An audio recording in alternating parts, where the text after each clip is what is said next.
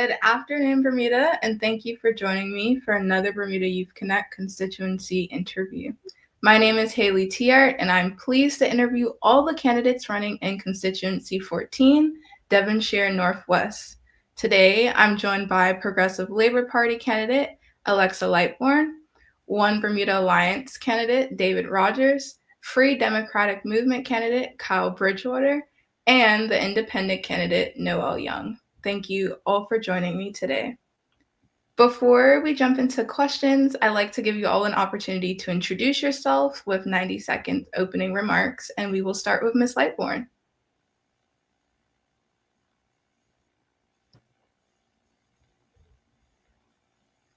Good afternoon. Thank you to Bar News and Youth Connect for facilitating this invitation to allow us as candidates to present to the Bermuda public. I am a passionate Bermudian who's committed an entire life to service, which includes both my professional life as well as in my volunteer work in the community and through social activism and also just voter engagement and education. I grew up in Devonshire. My grandfather was known in the Devonshire area as Palmy Lightbourne, who too was a customs officer and sought a need in his community and opened a barbershop to facilitate as a way of service to his community. And so I stand on his shoulders and similar now to front lines using both keys, my passion for Bermuda, the change and be a part of the change that we want to see in our community. Thank you, Ms. Lightbourne. Mr. Rogers, over to you. Good day. My name is David Rogers, and I've lived in Devonshire for a large majority of my life. I spent my formative years over in Sousa Estate. When I got married, I moved into the Cavendish Apartments, and now I live next to the constituency in Lindos. I was taught from a young age that service is not just what you do, it's who you are. It's the legacy of my father, who Pastor David Rogers, who was pastor of Devonshire Church, who showed me the value in service. It's the legacy of my mother, Dr. Joan Rogers, who was a human resource professional who showed me the power of investing in people. My background is healthcare. I've been in healthcare all my life, working primarily in laboratories. But later I became a medical underwriter with Colonial.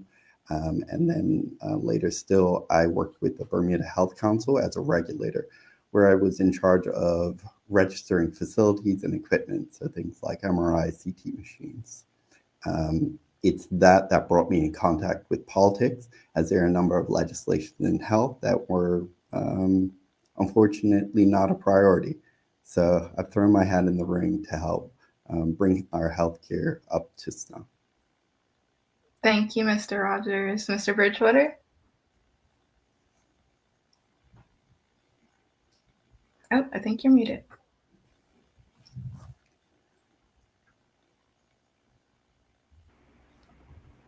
Let's try that again. Okay. Greetings and good day. Good afternoon to all of Bermuda. It's a pleasure to be here speaking to you from this platform of Youth Connect. Thank you to the facilitators who have invited us all to have some conversation here today and let you know a little bit about ourselves. As I said, my name is Kyle Bridgewater. I'm representing C14. I've been in business the majority of my life, selling organic food, promoting wellness. I'm also a tradesman and a plumber. And in that, I've enjoyed being able to connect with Bermuda and Bermudians all over, of all different types.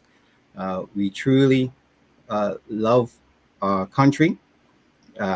It's definitely a pleasure to be here with in this political sphere, working to improve the lives of Bermudians, ensuring that they have a better stake, that they are heard, that they have a voice.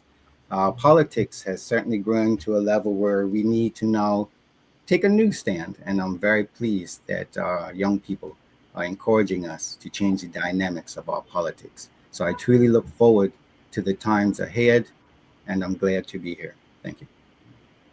Thank you, Mr. Bridgewater and Mrs. Young.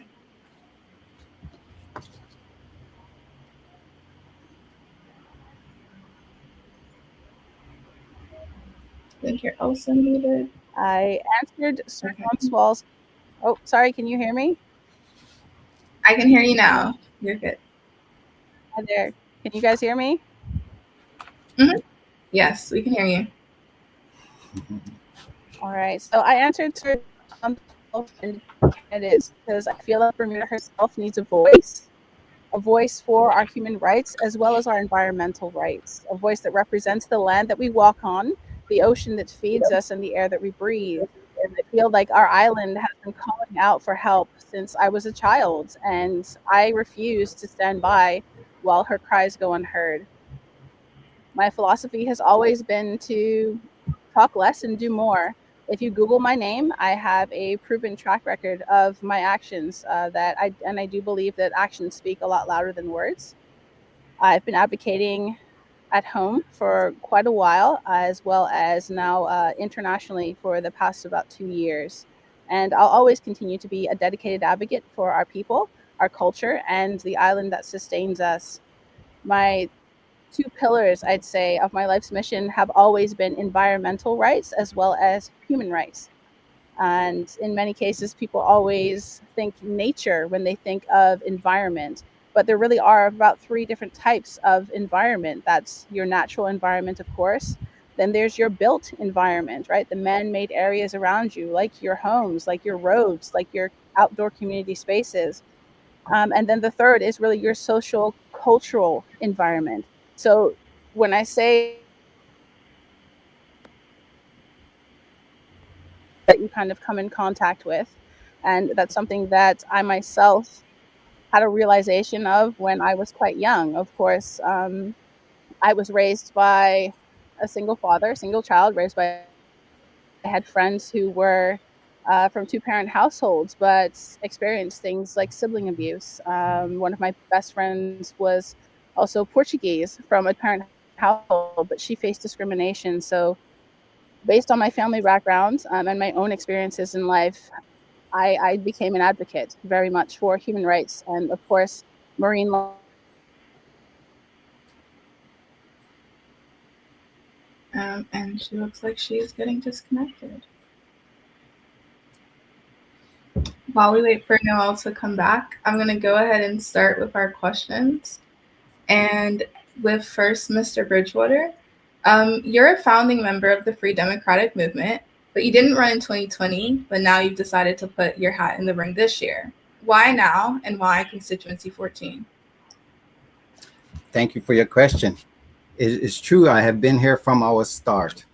At that time, I was more involved in behind the scenes. I like the administrative aspect, the managing aspect, innovation, creating the ideas, bringing new ways for us to be able to enjoy and grow in our prosperity. Why now is that the state of our affairs. You can see by the amount of candidates this year that there are a number of people here in our island that want something different. Having been part of the data and research of the founding of the FDM, very pleased to be part of the process this year, this election cycle. And now getting involved at the last cycle, I was involved in canvassing.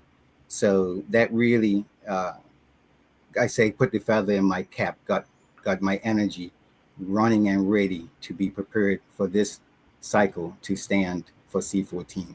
Now in C14, okay, is an area that Bridgewaters are known for. And when we talk about Parsons Road, it's amazing how many people know my family and how we have helped our community. So it's a pleasure to be in C14, being reminded of where my roots are and just how far we've come here in Bermuda. Thanks. Thank you, Mr. Bridgewater. Mr. Rogers, you have years of experience in healthcare, and you've shared that you're determined to improve healthcare for your community. What does this look like, and what are your plans for C14? So that's a two-part question. Healthcare being a more national issue, we'll start with that.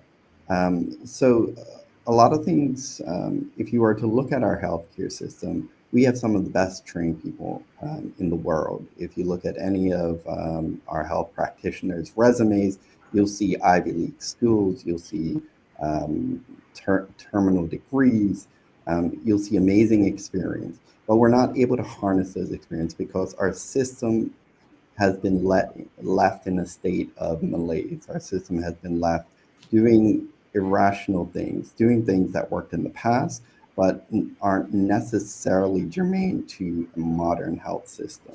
One of the first things off, I'm just shooting breeze off the top of my head, is there's an administrative there are administrative waste in having three departments or two departments for the government administrative health system. So future care, GHI, and HIP. If we were to amalgamate that right off the bat would give you some economies of scope, right? But specifically for this C14 area, there are a number of things. Just thinking about the parking next to the Arboretum, that area, its use has definitely increased, and we haven't matched the human facility to accommodate its use.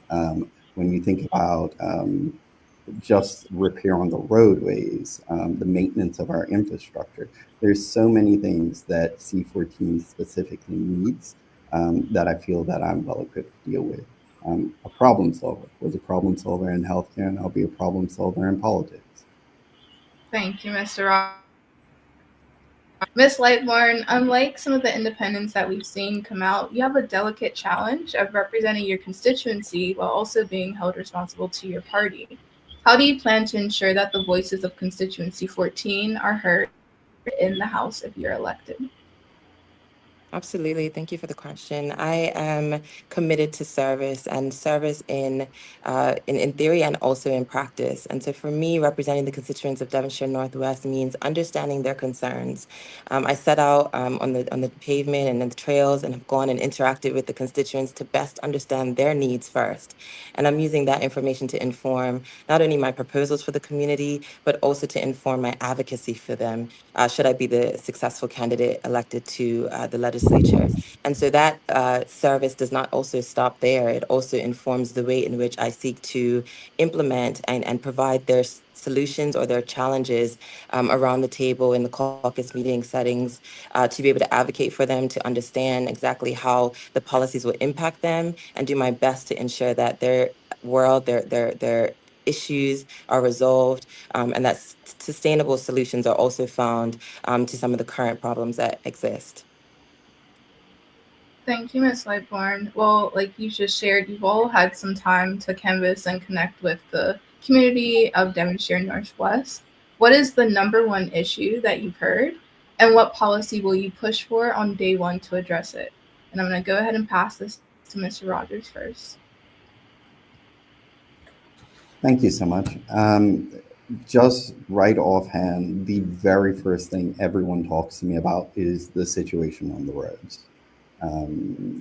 It is unfortunate that we have a good infrastructure that we've allowed to go into disrepair. And what it seems the response of the government has been is to not fix the roads, but buy SUVs so they can ride comfortably. And people see that messaging, they see that imagery, and they're dissatisfied with that. Additionally, if we're going to go back to healthcare or talk about healthcare, just about everyone this year has received a renewal notice in the double digits, 12%, and I've heard as high as 25% increases in their healthcare premiums. That's unacceptable. That's not sustainable. If your raise is only 2% this year or 3% this year, how you come out at a net loss if your health insurance increases by 20? It just doesn't make sense. Thank you, Mr. Rogers. We have Miss Young back with us. Thank you for joining again. I do want to throw you your question that you missed because you're very unique in the sense that you're part of a movement of independents that are really committed to ensuring that the pressing issues like environmental, social, and humanitarian efforts, which you've mentioned, aren't overshadowed by party politics. And so I want to ask you, what can the residents of Devonshire Northwest expect to get with a vote for an independent candidate? Most importantly, what the residents of C14 can expect to get is freedom of voice, freedom of choice, and really an advocate. I am not here to tell people what I think they need. I'm here for them to express their concerns and their suggestions, their ideas, and to be able to incorporate those into policies and suggestions that I can then bring forth and advocate for. I'm not here, again, as many independents have already said, we're not here to toe a party line, right? We are here to make free choice about, what the constituents think is best for them. It's not my job to decide what's best for other people. And so, Noelle, what is the number one issue that you've heard on the doorstep? And what policy will you push for on day one to address it? So what I'm hearing from people on the doorstep, as well as through my digital canvassing forums and the community thought cloud that I've created, is education is a top concern. Our roads are a top concern, as well as food security is a top concern. The fourth, more minor priority that I've seen listed so far has been the lack of affordability for things like health insurance. So as far as education is concerned, I really do feel that education reform in itself at this stage is very confusing. I would love to see the creation of intergenerational schooling. So what I mean by that is right now our current administration is talking about closing schools. And then on the other end, they're talking about creating senior daycare facilities. So my suggestion and my concern is that, why are we integrating these things? My suggestion is that they are integrated. Intergenerational co-creation, collaboration, sharing of cultural heritage and life skills is important. So why can't we take our schools, create separate areas for seniors, separate areas for children and youth, and then integrated areas in which they can come together? Thank you, Mrs. Young. I want to go ahead and turn it over to Ms. Lightbourne. What's the number one issue that you've heard, and what policy on day one will you push for to address it? Absolutely. Thank you again for the question. I have heard on the doorstep similarly national issues that you hear, which are not just unique to constituency 14, and that are seniors cost, the cost of living, as well as infrastructure. And what I am satisfied with, and I'm hoping to advocate for an increase, is that the government has a commitment to increase, our mid-year review showed a 16 million increase or 16 million investment in good infrastructure that include, seniors activities, as well as have recently opened or announced that they will be opening a seniors facility. But to me, the government has responded to the needs and has responded to it with a plan to enhance what currently isn't going far enough.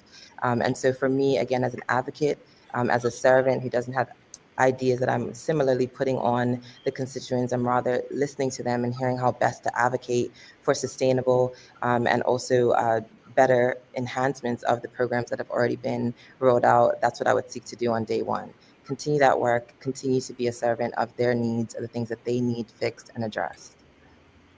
Thank you, Ms. Lightbourne. Mr. Bridgewater? Yes, thank you for your question, and it's two parts. Similarly, I think all of us as candidates are hearing the national issues. Door to door, as I walk through C14, the issues change depending on the age of the individual and even the area in which they live, ranging from more lighting as a local community issue, more gardening, uh, moving even to the traffic on the road and ways that we may be able to uh, restructure our highways so that our neighborhoods and communities can, I guess, have a more enjoyable time when they're at home. Speaking to those national issues, again, there's top ones, roads. Everyone's on the roads these days. And as soon as you say that, everyone brightens up and starts shaking their head. When it comes to economics, putting a little bit more money in the pocket, a funny one I got from one of our seniors was that she has to consistently choose between paying for a meal or a bill or a pill, and that's her money cannot go all the way. So with my experience in business, I'm looking forward to bringing changes that bring more money, puts more money back into the pockets of our average citizen. Thank you, Mr. Bridgewater. And that, like you all have shared, I want to move to talk a bit about some more national issues, especially because we've now seen the release of all your party platforms. And so, Ms. Lightbourne, I do have a question pertaining to government accountability, because I was really intrigued by the promise to establish a public integrity office to strengthen accountability, promote transparency, and uphold ethical standards. But I'm intrigued because in December, the PLP government also voted to implement fees for patty requests that would take over 16 hours to complete, due to the fact that it took government workers considerable time and effort to gather and provide this information. So I wanted to know if you're able to speak to what the public and government workers can expect with the introduction of another office with aims to make government more transparent. Sure, thank you. And so to your question, I think enhanced accountability is something that we have heard that people would like to see from government. To provide context for the patty request, having been a process improvement professional all my life, both in private and public sector, the patty framework and policy actually has public officers which have substantive posts, substantive jobs that they were engaged to execute, which then have a added responsibility of responding to, as information officers, the patty requests that come in. And so what that means is that the substantive work each time we've seen, sometimes they're using it as a nuisance, a way to create more not thoughtful questions being submitted, and the due diligence that must be required, the process that must be required to respond, ends up being a very administratively burdenous process on somebody that already has a substantive role, that is not, that this is an added component. They've put their hand up and said, I'm okay to be the information officer. And so it becomes difficult to balance priorities when you have a substantive role responsibility with this added to it. And so what the government has sought to do is to reduce the requests that aren't thoughtful, that are used to agitate the process, and to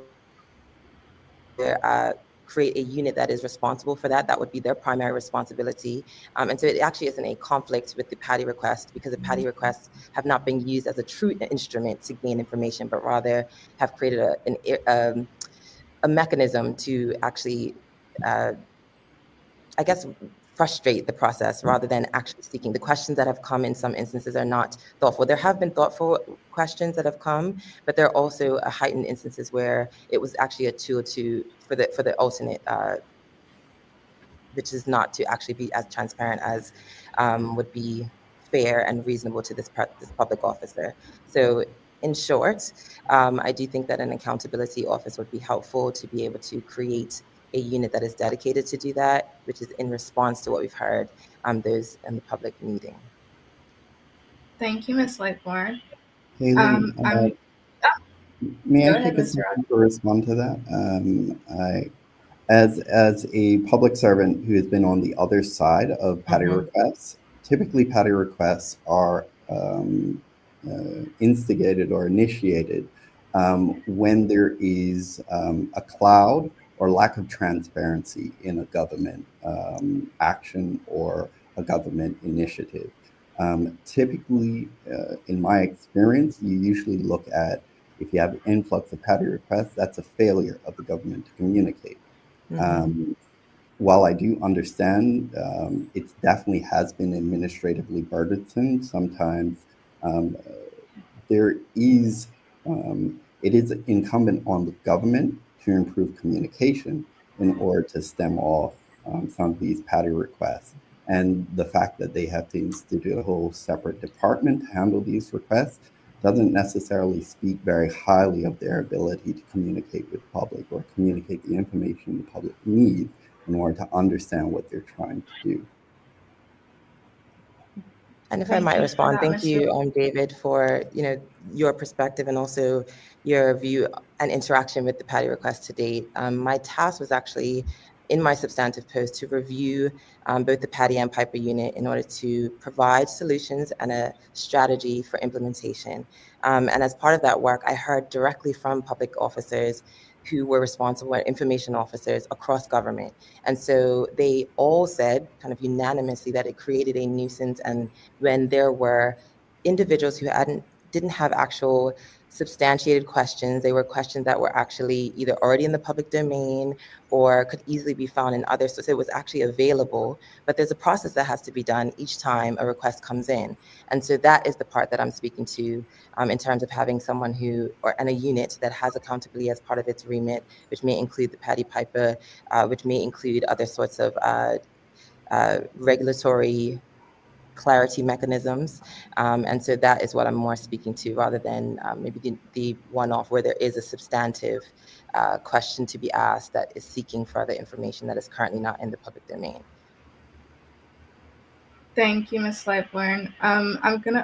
Ms. Young, please go ahead, and we'll keep this comment brief, please. I quickly wanted to ask, so can you give more clarity as to who will be collecting the data for the concerns that people have? Will independent studies and things like that be done to give realistic, unbiased estimates? I'm just wondering, again, how is that system going to work? Is this going to be, how will it be controlled, and how will the public be informed once it's instated? So every platform is intended to be a high-level policy, high-level ideas document, a collection of ideas following engagement with the community, engagement with the public, to be able to best present what we believe we are eligible and able to do as part of our governance. And so the intimate policy components, I do not know in terms of its intention, but I can speak to the fact that, following every platform, there is a robust process to streamline and also evaluate what its implementation structure would look like.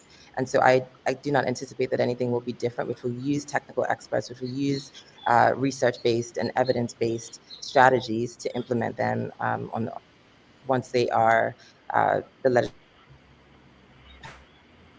Thank you all for your comments. We're going to have to move on to our next question, and this one is for Mr. Rogers, because the OBA platform promises to increase the number of uniformed officers. And you've also stated a personal commitment in your bio to ensuring that emergency services are fully funded. However, with over 65 million currently allocated to the police and 20 million to the fire and rescue service, some may argue, especially in the case of the police, that money isn't the biggest issue. It's human capital, and local recruitment in particular is where things start to fall short. What needs to be done to attract Bermudians, especially those in your constituency, to join the uniformed services? Yeah, my mother used to work in HR for the police service many years ago. I know a lot of individuals who are in the uniformed services, and in truth, it's very unfortunate. But a lot of our population, because of the use of certain mind-altering substances, aren't eligible to be uniformed officers. Additionally, our recruitment drives in the UK and the Caribbean yearly have produced less and less results, because as our economy has waned, we're not as competitive as other jurisdictions. So we are in a unfortunate catch-22 situation where the tail is eating, well, the head is eating the tail, as we try to get good officers, try to recruit from the local population, and those human resources just aren't there. What we need to do, we have to have rethink some of our cultural acceptability, some of our cultural norms. We need to start looking at what a attractive pay package looks like when we go foreign recruiting. And then we have to start thinking of some out of the box ways to improve recruitment to these important entities. Thank you, Mr. Rogers. I want to bring Mr. Bridgewater into the conversation if you have anything to add to that. And the question is, what needs to be done to attract Bermudians, especially those in this constituency, to join the uniformed services and fill those gaps? Okay, the way that I would approach the uniform services and attracting persons is really speaking to the culture of it.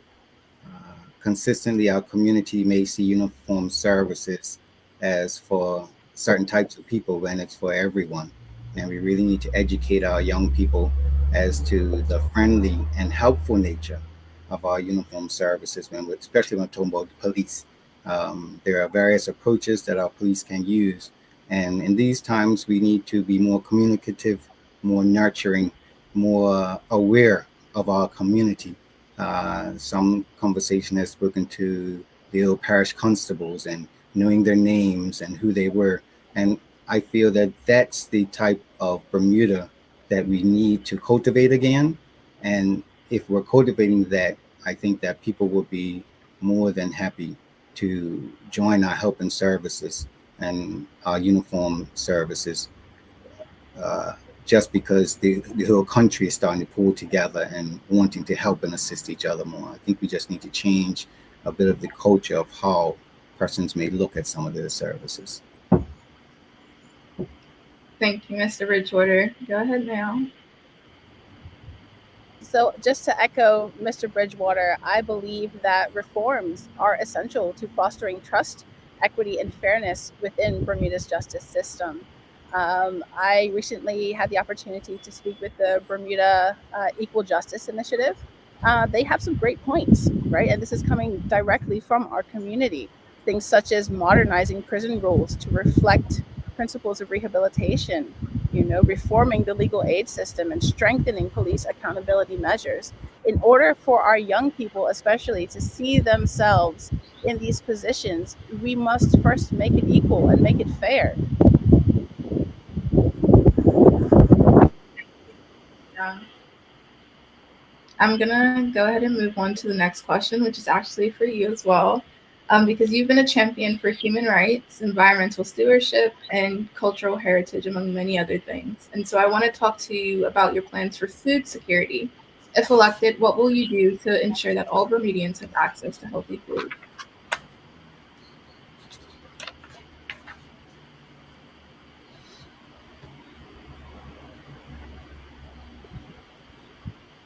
All right, so I think that food security in Bermuda is very multifaceted, right? We have our imports that come through our shipping companies, the international global shipping companies, I should say. Then we have self-sufficiency. Then we also have our farmers and fishermen. I believe that it has to be a multifaceted approach. There is not a one solution fits all.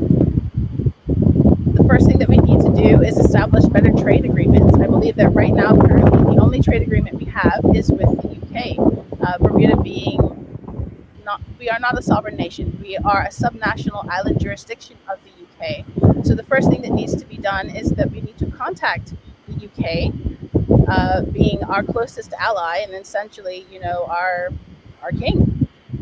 They have the established pathways to be able to create new trade agreements with other countries. So my philosophy on this is basically that closed mouths don't get fed. If our current administration has not contacted the UK to ask for their help, for their assistance, or to create new innovative ideas when it comes to the imports of our food, then that's just not going to happen, right? And that's a question that I put to our current administration. Where's the transparency as to what questions have been asked, what trade deals have been made? Working for the Bermuda Ocean Prosperity Program, I know for a fact. Never mind. I'll end there. But thank you very much. Thank you, Ms. Young. Ms. Lightbourne, I want to bring you into the conversation. Sure, thank you. And I'm happy to hear, that I was passionate about it, because I too am passionate about finding sustainable solutions. And I think maybe her CUP experience, both joining the Deputy Premier in COP27 and COP28 may have informed, or COP29 also informed her firsthand experience, both acknowledging the success of our Ocean Prosperity Program, but also will speak to the fact that we do, in fact, even through our economic development strategy, have found ways and are seeking to find additional ways to both expand and broaden our access to both goods and trades and alternate ways of receiving and getting both sources and also information. So yes, the UK is not absolute. We also have had engagements. We have a DC office as well. We have an office in Brussels, which all similarly are working to advance and find new and innovative streams of connectivity and relationships to be able to advance what we currently offer here in Bermuda. Thank The you, only, Ms. Lightbourne. Mr. the, Rogers. the only thing I would add is that it's part of the OVA's platform to repeal the sugar tax. That has placed pressure on the basket of goods that every Bermudian is part of, acquiring, and it has not been used in the rational way that a sugar tax should be used for to encourage healthy eating. Um, so that is one of the major tenets of our day one or 100-day pledge is to repeal the sugar tax. Thank you for adding that, Mr. Rogers. Mr. Bridgewater, did you have something to add? Sure. When it comes to food security, food costs, uh, the FDM has policies to this effect, and I'm very excited as to our economics policy. When it comes to customs relief, we are advocating for a 15% flat rate for all customs imports, right, where if it comes to food items and such. That will greatly reduce that final price. Also, having been involved in the wholesale and distribution of organic and natural foods, I I have a unique, I say, position of understanding the real cost of food. And I know that the cost of our food can be brought down tremendously just by private enterprises moving towards jurisdictions where we can get lower cost, higher quality food. It's very easy, actually. It really just takes the desire of, in some aspects, those who are responsible for importing our food. And I guess as a final piece, the cost of shipping is a really huge part of the cost that we have to bear here in Bermuda. And again, that's another private company that can certainly come and say, we also want to do our part for the people of Bermuda and can provide savings for us. So I'm looking forward uh, in representing C14 as the FDM candidate to to network, to speak to, sit down with some of these stakeholders and see just what we can do so that everyone in Bermuda can enjoy a few more dollars in their pocket and enjoy a higher quality of life. Mhm. And if I may respond just to that, not sure. Okay, thank you. I agree that it's going to take a community and a village to be able to lower the cost of goods in Bermuda. The government has made strides to actually reduce the cost of duty to 0% for those essential goods that were included in its legislation. And so what we had as part of the ecosystem is an expectation that those retailers and grocers would pass that on to the consumer. But we recognize that it doesn't happen like that in practice. And so the government is now seeking ways to enhance the way it's accountable, the grocers and those who are receiving that duty-free relief for the essential goods are actually more accountable for those goods, so that the consumer is guaranteed to receive it on the other side of it once they've sold the goods. Similarly, sugar tax, we're now trying to we acknowledge that sugar tax has not had the intended outcome that it was intended to do. It has actually statistics show, I know we have evidence-based people on the call, and so statistics have shown that there is a reduction in the way and the amount of those who have the illnesses that are diabetes-related illnesses, et cetera. And so, yes, we can go a step further. And so what in our platform, we've included the fact that we will have repurpose those sugar tax funds to support more sustainable and healthy living options, and also those who seek to grow and plant things as well for themselves. And so I am pleased about that, as well as the repurposing of that money from the sugar tax to support a more healthy and wholesome lifestyle.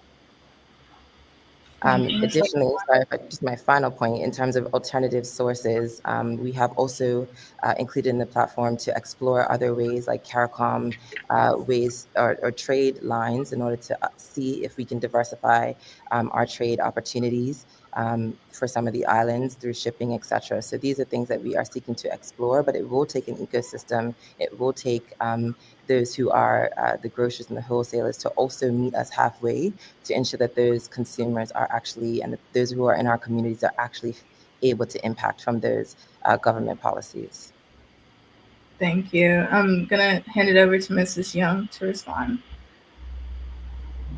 Alexa, please correct me if I'm wrong, but I believe that Bermuda is not allowed to enter into any new trade agreements without the approval of the UK.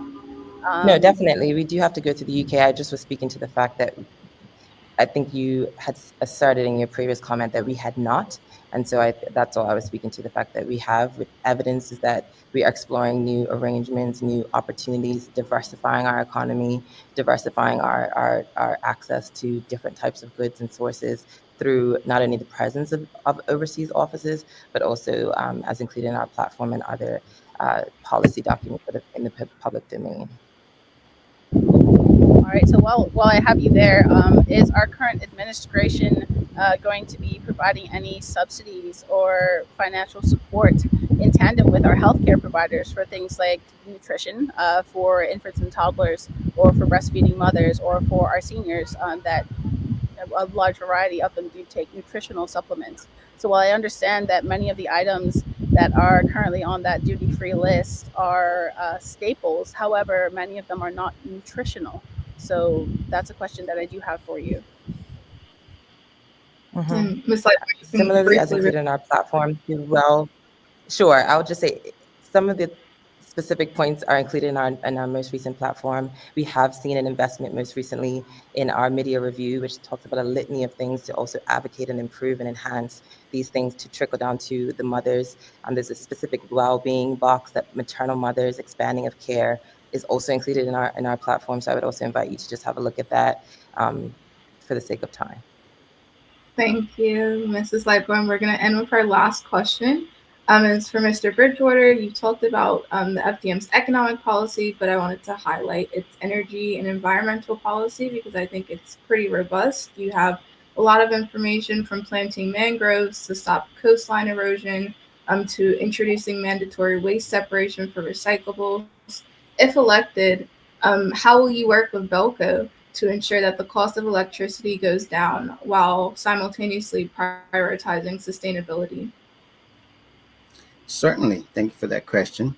When elected as the MP for C14, we, the FDM, will be very happy to work with Belco in particularly promoting the LNG element of their plant. That is, it's been worked on and is sitting there, and we certainly will advocate to ensure that that plant comes into operation. It's knowing that it will truly bring lower cost prices at the end of the day to the average Bermudian. Thank you, Mr. Bridgewater.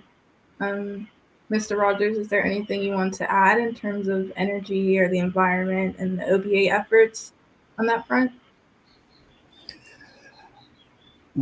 When we think about where we are, we have 6,000 individuals who've left the island to go to the UK. We currently have about 800 individuals who are homeless or have no fixed abode. And right now we have about 30% of individuals living in poverty. These are systemic problems. These are not problems that showed up overnight. These are not problems that anyone you talk with are surprised about.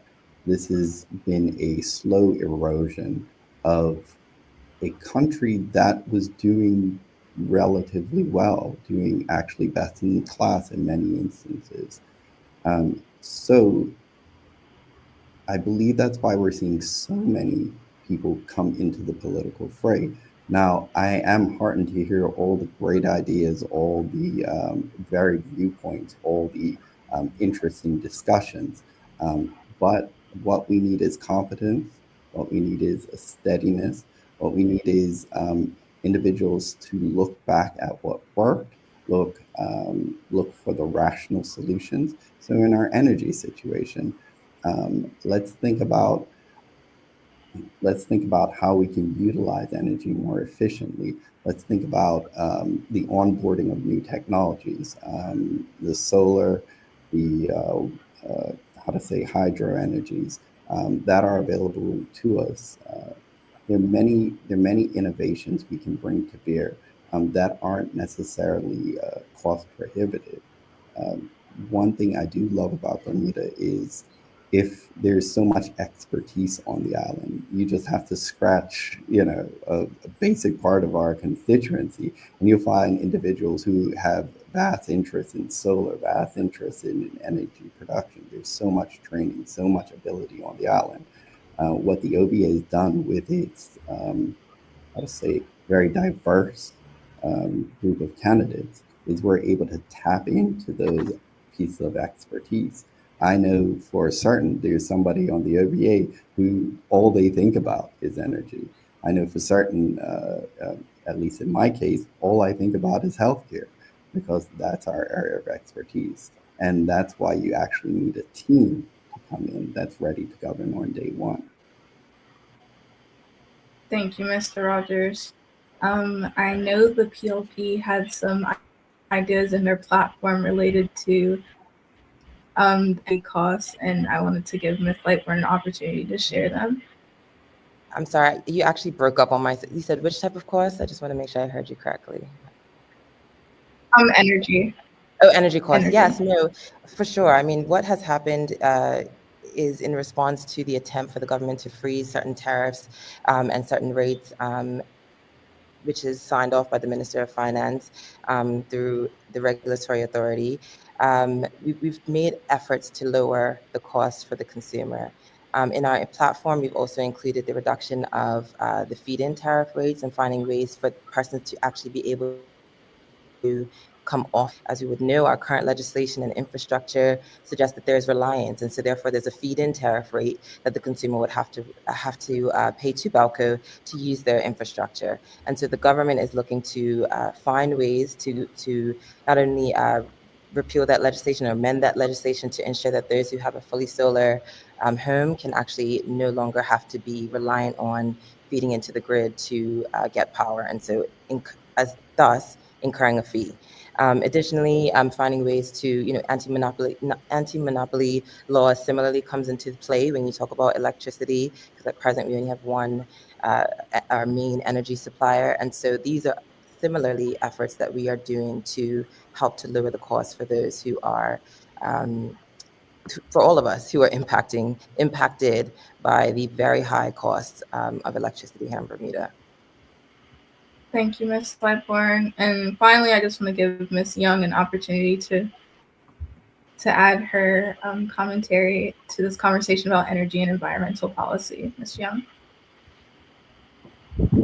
I have so many questions. I really do. From what I see, the Belco system is unsustainable with no limits on how much electricity will cost Bermudians. Right now, we're paying with our health, we're paying with our finances, and we're paying with our children's future. The most important question right now is, can the electricity cost be stabilized with the current system that Belco has? What is the current plan to cap electricity cost? Has a solution been proposed that's been made public? I haven't seen anything personally about what the actual cost limits will be. Are there limits anywhere? Other questions, such as how much type of each oil is Belco using, right? There's a difference in cost between the different types of oil. Are they using things like diesel? Are they using heavy pure oil? Pure oil causes more soot and air pollution than diesel does. And simple things like, have independent studies been done to give a realistic estimate of how much solar renewable energy Bermuda can achieve? Can we achieve 50%? Can we achieve 75%? Can we achieve 90%? So I just have a lot of questions. So is Belco currently paying people less for solar returns than they originally promised? This is something that many of my constituents who have gone solar have concerns about. Why did the regulatory authority approve this change of rates, this change of returns on solar energy? What is the reasoning? I'd really like to know, as well as how does the regulatory authority do its rate cases? Is it based on U.S. standards? Is it based on UK standards, or is it based on Asian standards? What are we basing our data off of, and also who is collecting that data? Simple things like, Miss Young. sorry. Sorry, no, I hate to interrupt, but like you have a lot of questions, and I'm sure that the constituents of the members of constituency 14 also have like similar questions as well. So I'd like to give you an opportunity to respond to them and tell them exactly what you would do if elected in terms of addressing those issues and those questions that you just talked about. Sure. So what I would do, the first thing I would do is push for independent studies. We need independent studies done by specialists and experts, not people that work for our government, not people that work for Belco. Further to that, I really would like to know how much renewable energy Bermuda can achieve. That's a very important statistic that we need to know. As far as the renewable energy source that I believe is best for our country at this point in time, the number one would be solar. When it comes to our use of solar, right? Can you imagine if every single solar panel, if every single street light in Bermuda had a solar panel on it to create and collect solar electricity, right? Simple things like we need circular economy models. I don't understand why our government hasn't subsidized solar panels for every home, right? We cannot expect people to pay thousands of dollars for the installation of solar panels to get a return from it maybe 15 years later. So we should be subsidizing so that everyone has equal access to solar energy to help offset the costs, right? If our government was giving funds to, let's say, Greenlight Energy as an example, right?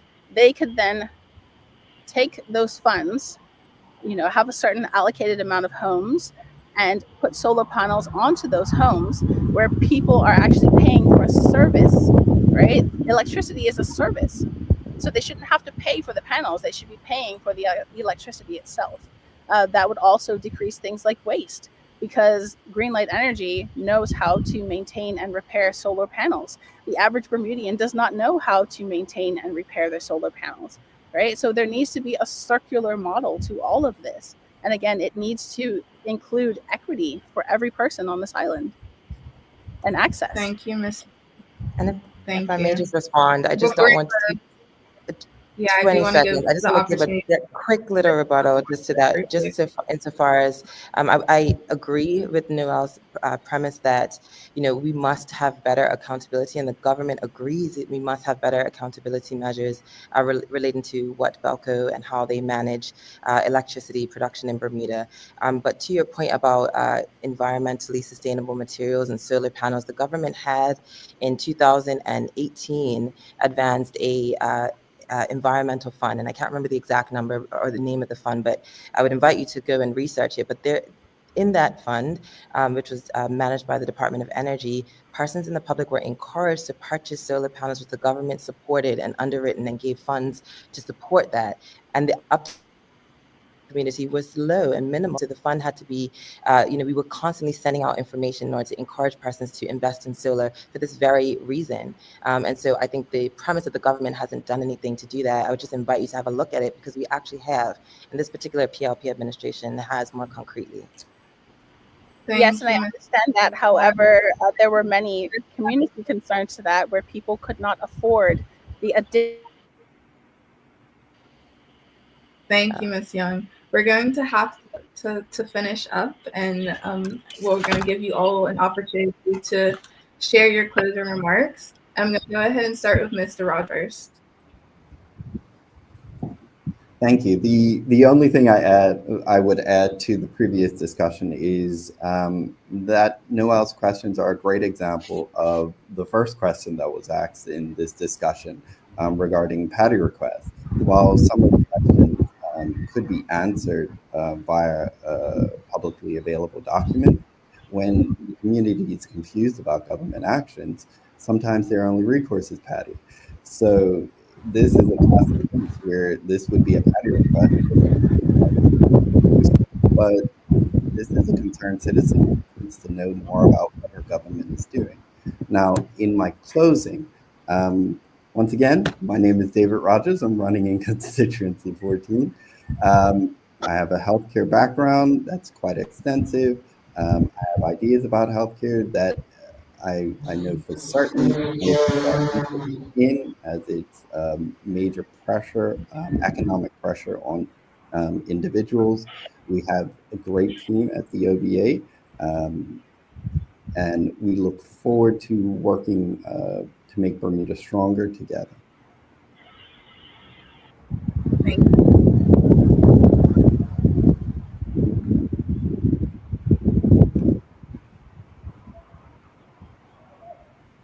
The wind was blowing. Who was asked just now? Sorry. It's my turn? No, Miss Young. Oh, okay. Apologies. So I'd just like to say to the constituents of C14 that I hear you. I have spoken with many of you. Those who I have not gotten around to yet, please know that I am coming. I am doing this on my own. I'm knocking on every door. So if you haven't seen, a pamphlet from me, please know that I am on my way. I would like to let you know that I have created a publicly available list of concerns on my website. I am listening to you, and I've also started calling different government departments to have some of these concerns resolved. Whether or not I am instated, it doesn't matter. People need help, and that's what's most important. I hear your concerns about the accidents at T Street, as well as places like Happy Dale Road, as well as your concerns about education, trash collection, and most importantly, the state of our roads. I hear our taxi operators, and I understand and agree that they deserve financial security and fair regulations and a level playing field. I agree with the Voters' Rights Association that we need a voters' bill of rights. I also agree with the Bermuda Justice Initiative when it comes to better access to hobbies, as well as education and reform initiatives for persons who are incarcerated. I do not understand why they aren't given more opportunities to become a part of our food system or our workforce. Miss Young, thank you. Miss Lightbourne. Thank you. I want to first start by thanking again the Bermuda Youth Connect coalition or group for supporting and inviting us to come today. I am a passionate Bermudian who's committed to service. I have over a decade of experience working in process improvement, serving other countries, other islands, other prime ministers, to be able to find sustainable solutions and strategies to improve and enhance existing models and existing frameworks.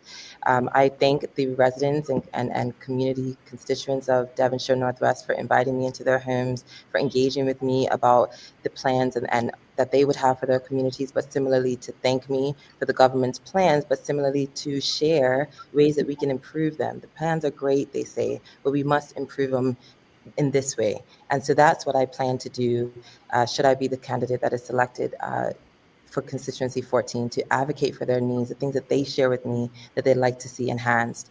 And I stand shoulder to shoulder with people who are a part of a party that is committed to our people, committed to people's lives improving and enhanced. And we have a track record of doing so. So I invite anyone that I haven't been able to speak to yet. Similarly, been on the doorstep every single day, and so that will not discontinue, it will also continue. But if you wish to reach out to me, my website is alexaservec14.com. And so I invite you, if I haven't been able to get to your home, to reach out to me as well so that I can find time to spend with you and to hear your thank you. Thank you, Ms. Lightbourne, and we'll end with Mr. Bridgewater. Yes, again, thank you, Bermuda and Bermuda Youth Connect, for inviting all of us here today. Thank you to my fellow panelists. I've enjoyed getting to know you a little better, and I will look forward to getting to know you as we move through this process. And my final statement, I'd like Bermuda to understand that the FDM is Bermuda's next choice. If you look on our website, www.fdmbda.com, view our policies, read our Constitution, find out about what we are presenting to you. We are the next choice. We want you to understand that. I want to even add a little piece. For those of you who like to research and understand political trends, uh, go and check out the history of Bahamian politics and see if our model is in any way related to that. And you may very well realize the existence for the FDM, our purpose, and why supporting an FDM is supporting good governance, accountability, transparency, and a very, very robust opposition. So please support us, Bermuda.